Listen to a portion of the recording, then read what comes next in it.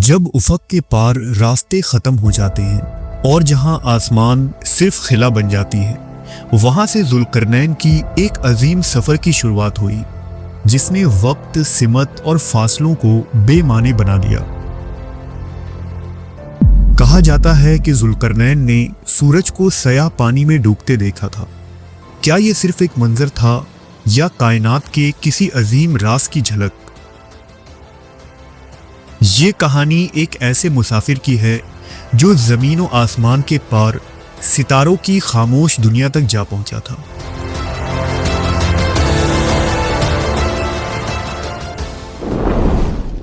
اللہ رب العزت نے قرآن مجید کی سورہ کہف کے اندر اس روئے زمین پر حکمرانی کرنے والے بادشاہ حضرت ذوالقرنین کا تفصیل سے ذکر کیا ہے۔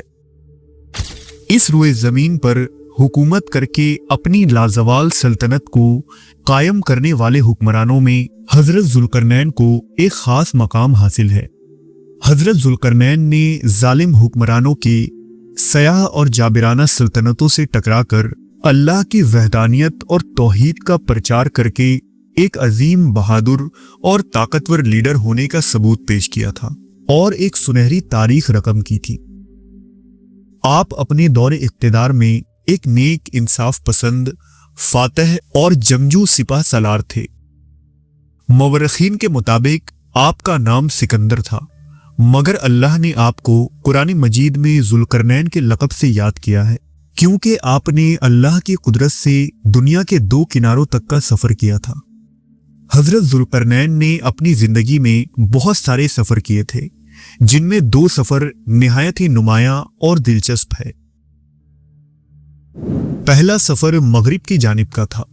روایتوں کے مطابق حضرت ذوالقرنین نے قدیم کتابوں میں سام بن نوح کی اولاد کے حوالے سے یہ پڑھا تھا کہ ان کی نسل سے ایک شخص آب حیات کے چشمے سے پانی پیے گا تو اسے کبھی موت نہیں آئے گی۔ چنانچہ آپ نے اپنے لشکر اور حضرت خضر علیہ السلام کے ہمراہ آب حیات کی تلاش میں مغرب کی جانب ایک دلچسپ سفر کا آغاز کیا۔ دراصل حضرت خضر حضرت ذوالقرنین کے خالہ زاد بھائی اور سپہ سالار تھے۔ اس خطرناک سفر میں حضرت خضر آب حیات کے چشمے تک پہنچ گئے تھے اور انہوں نے اس چشمے سے پانی پیا، جبکہ حضرت ذوالقرنین آب حیات کے چشمے سے پانی نہ پی سکے کیونکہ آپ کے مقدر میں یہ پانی پینا نہیں تھا۔ لہذا ذوالقرنین مغرب کی جانب مزید سفر کے لیے روانہ ہوئے۔ آپ دشوار گزار راستوں سے بہت سی منزلیں طے کرنے کے بعد آخر اس مقام تک پہنچ گئے جہاں انہوں نے سورج کے غروب ہونے کا بڑا ہی عجیب اور دلچسپ منظر دیکھا۔ انہوں نے دیکھا کہ سورج ایک ایسے چشمے میں ڈوب رہا تھا جو بالکل سیاہ اور کیچڑ نما تھا۔ وہاں ان کا سامنا ایک ایسی سرکش قوم سے ہوا جو ناسک کہلاتی تھی۔ یہ باغی قوم گناہوں کے دلدل میں ڈوبی اللہ کی وحدانیت کے منکر تھی۔ وہ اپنے جسم کو ڈھانپنے کے لیے جانوروں کے کھال کا استعمال کرتے تھے اور جنگلی جانوروں کو مار کر کھایا کرتے تھے۔ ان کے پاس نہ ہی کوئی مکان تھا اور نہ ہی عمارت۔ ان کا یہ حال تھا کہ سورج طلوع ہونے کے بعد یہ لوگ زمین کے غاروں میں چھپ جاتے تھے۔ حضرت ذوالقرنین نے انہیں توحید کی دعوت دی۔ جو لوگ ایمان لائے ان کے ساتھ بہترین سلوک کیا اور جو اپنے کفر پر اڑے رہے ان کے خلاف آپ نے جنگ کا اعلان کیا۔ آپ نے جب یہ دیکھا کہ اس درندہ صفت قوم کی تعداد ان کے لشکر سے کئی زیادہ ہے تو انہوں نے عقل مندی کا مظاہرہ کیا اور ان کے ارد گرد اپنی فوج کا گھیراؤ کر کے انہیں پسپا کر دیا۔ کچھ محققین کے مطابق قرآن مجید میں حضرت ذوالقرنین کے مشرق و مغرب تک پہنچنے اور سورج کے طلوع و غروب کے مقامات کا ذکر کوئی عام زمینی سفر نہیں ہے، بلکہ یہ سفر خلائی یعنی کاسمک تھا جو آؤٹر اسپیس میں کیا گیا۔ حضرت ذوالقرنین نے جب سورج کو کالے پانی میں ڈوبتے دیکھا تو دراصل وہ ہماری اس سولر سسٹم کا سورج نہیں تھا، کیونکہ آج ہم جانتے ہیں کہ زمین کے روٹیٹ ہونے کی وجہ سے سورج ڈوبتا ہوا محسوس ہوتا ہے، لیکن حقیقت میں وہ اپنی جگہ پر ہی موجود رہتا ہے۔ और सूरज का डूबना दरअसल हमारे आंखों का एक इल्यूजन है। उस मंजर के लिए कुरान मजीद में लफ्ज ऐन का इस्तेमाल हुआ है, जिसके माने आंख है, और इसे मुहक्किकीन ब्लैक होल से जोड़ते हैं, क्योंकि ब्लैक होल की शेप बिल्कुल आंख से मुशाबा होती है। जबकि ब्लैक होल के गिर्द दर्जा हरारत इस कदर ज्यादा होती है कि पार्टिकल्स एक दूसरे के साथ रगड़ खा रहे होते हैं, और ये काले गदले कीचड़ जैसा मंजर बना देता है। चुनांचा जुल्करनैन दर हकीकत ब्लैक होल के करीब किसी अर्ज यानी प्लैनेट पर जा पहुंचे थे, जहां उन्होंने देखा कि उस दुनिया का सूरज ब्लैक होल में जम हो रहा था। जैसा कि आज मॉडर्न साइंस ये साबित कर चुकी है कि ब्लैक होल के करीब बहुत सारे सैयारे गर्दिश कर रहे हैं। जुल्करनैन जिस प्लैनेट पर पहुंचे थे वो ब्लैक होल के करीब ही था, और उस पर एक कौम आबाद थी, जिससे एलियन लाइफ के एग्जिस्टेंस का भी सबूत मिलता है। हजरत जुल्करनैन का दूसरा दिलचस्प सफर शुमाल की तरफ था। तवील मुसाफतें और दुश्वार गुजार रास्तों को तय करते हुए आप कफकास के पहाड़ी सिलसिलों में दाखिल हुए थे। वहां उन्हें एक ऐसी कौम मिली जो इंतहाई मेहनती, जफाकश और हुनरमंद थी। वो हजरत जुल्करनैन के इखलाक, प्यार, जुर्रत, शुजाअत और खूबसूरत हुस्न सलूक से मुतासिर होकर अर्ज करने लगे कि सामने उस बड़े पहाड़ की दूसरी जानिब याजूज माजूज नामी एक खूनखार जंगली और वहशी कौम आबाद है, जो आए दिन हमारे कबीलों पर हमला करके तमाम खेतियां और सब्जियां खा जाती हैं और हमारी खुश्क अजनास को उठाकर ले जाते हैं, और ये तादाद में भी हमसे कई गुना ज्यादा हैं। उन्होंने जुल्करनैन से दरखास्त की कि अगर मुमकिन हो सके तो उन दो घाटियों के दरमियान दर्रों को बनाकर बांध दें, हम आपको इसकी पूरी माली लागत देंगे। हजरत जुल्करनैन ने उनके इस इल्तिजा को मानते हुए फरमाया, मुझे तुम्हारी माली ताउन की जरूरत नहीं है, अल्लाह ने मुझे हर नेमत से नवाजा है।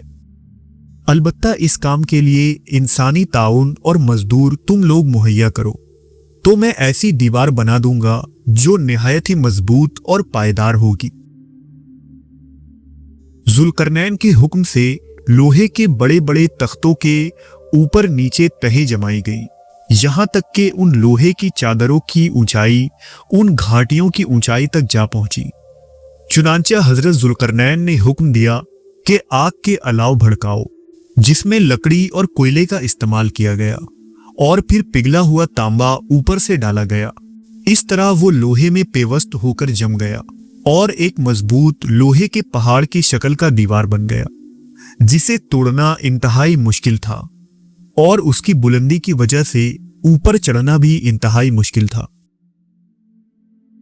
उस दीवार की तामीर के बाद हजरत जुल्करनैन ने अल्लाह का शुक्र अदा किया, लेकिन आपने इस कौम के लोगों से फरमाया कि बेशक ये मजबूत और मुस्तहकम दीवार है, मगर हमेशा रहने वाली नहीं, क्योंकि इस कायनात में हर मजबूत चीज फना हो जाती है। जब तक अल्लाह को मंजूर होगा ये दीवार कायम व दायम रहेगी, और जब हुक्म रब्बी होगा तो ये तबाह होकर टूट जाएगी। जिस दिन ये दीवार टूटेगी वो वक्त कुर्ब कयामत का होगा। रिवायतों के मुताबिक याजूज माजूज रोजाना सूरज तुलू होते ही उस दीवार को तोड़ने आ जाते हैं। पूरा दिन खूब मुशक्कत करते करते जब वो इस दीवार को तोड़ने के करीब पहुंच जाते हैं तो उनमें से एक की आवाज बुलंद होती है कि अब चलो, बाकी कल तोड़ेंगे। लेकिन दूसरे ही दिन वो दीवार अल्लाह के हुक्म से वैसी ही मजबूत हो जाती है। लेकिन कयामत के करीब याजूज माजूज में से कोई एक कहेगा कि अब चलो, कल हम इंशाअल्लाह इस दीवार को तोड़ेंगे। उन लोगों के इंशाअल्लाह कहने की बरकत से दूसरे दिन दीवार टूट जाएगी, और दीवार टूटते ही याजूज माजूज की एक बड़ी तादाद वहां से निकलकर जमीन पर हर तरफ फैलकर फितना व फसाद और कत्ल व गारत मचाएंगे। मॉडर्न स्कॉलर्स का मानना है कि कौम याजूज माजूज को हजरत जुल्करनैन ने जिस जगह बंद किया था वो कोई और अर्ज यानी प्लेनेट था, ना कि हमारी ये जमीन। जैसा कि रिवायतों में मौजूद है कि जब याजूज माजूज इस दुनिया में आएंगे तो एक दूसरे में घुस जाएंगे, ये तादाद में बहुत कसरत से होंगे।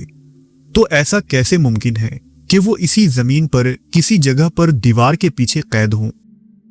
कुछ उलमा चीन, रूस और शुमाली यूरोप के लोगों को याजूज माजूज मानते हैं, जबकि वो एक वहशी कौम है जिनके कान इतने लंबे हैं कि एक कान को तकिया और दूसरे को लिहाफ बना लेते हैं।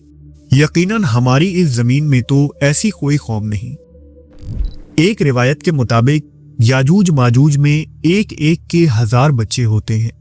उनकी बीवियां 1000 से भी ज्यादा बच्चे पैदा करके मरती हैं। तो चाइनीज, जापानीज, रसियन या अस्कनाजी यहूदियों में ऐसी कोई खुसूसियत नहीं और ना ही उनकी इतनी तादाद है, जिससे मालूम होता है कि याजूज माजूज कोई खिलाई मखलूक थी जिसे जुल्करनैन ने किसी दूसरे सैयारे पर कैद किया था। बहुत से लोग इस बात पर एतराज भी करते हैं कि हजरत जुल्करनैन ने इस दुनिया से बाहर का नहीं बल्कि इसी दुनिया में सफर किया था, जबकि कुरान पाक की आयत में ये वाज़ेह तौर पर देखा जा सकता है कि जुल्करनैन इस दुनिया का सफर नहीं कर रहे थे। इब्तदा से ही उलमा के दरमियान ये बहस का मौजू है और बहुत से मुहक्किक इस बात पर सैकड़ों सालों से यकीन रखते हैं कि हजरत जुल्करनैन ने इस दुनिया का नहीं बल्कि इस दुनिया से बाहर का यानी आसमानों का सफर किया है। जैसा कि हजरत काब बिन अहबार ने फरमाया था कि जुल्करनैन ने अपना घोड़ा एक सितारे से बांधा था। यहां तक कि यहूदियों की किताबों में भी ये बातें मिलती हैं कि हजरत जुल्करनैन ने अपना घोड़ा सिरिया सितारे से बांधा था। यहां तक कि हजरत अली ने फरमाया था कि अल्लाह ने बादलों को हुक्म दे रखा था कि वो हजरत जुल्करनैन को जहां चाहे वहां ले जाएं। वो यही बादल थी जो हमें नजर आती हैं या फिर वो कॉस्मिक क्लाउड था। वो किस तरह के बादल थे वो अल्लाह ही बेहतर जानता है।